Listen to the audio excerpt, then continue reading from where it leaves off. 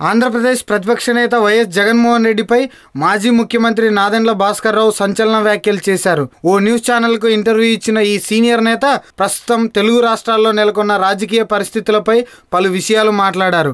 ఏపీలో ప్రతిపక్ష నేతగా వ్యవహరిస్తున్న వైఎస్ జగన్ రాజకీయంగా మరింత పరిపక్వత చెందారని ఆయన కితాబిచ్చారు.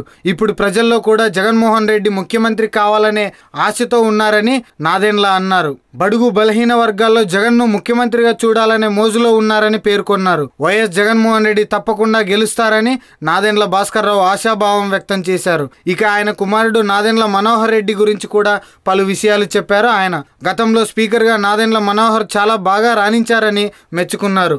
ఏపీలో కాంగ్రెస్ పరిస్థితి జీరో అని అన్నారు. ఇక ప్రస్తుత ఏపీ స్పీకర్ కోడెల శివప్రసాద్ పై నాదెండ్ల తీవ్ర ఆరోపణలు చేశారు. తెలుగు రాష్ట్రాల్లో జరిగిన పార్టీ ఫిరాయింపు వ్యవహారాలను నాదెండ్ల భాస్కర్ రావు తప్పుపట్టారు. దీంతో పాటు ప్రస్తుతం ఏపీలో చంద్రబాబు పాలనా తీరుపై కూడా ఆయన అసంతృప్తిని వ్యక్తం చేశారు.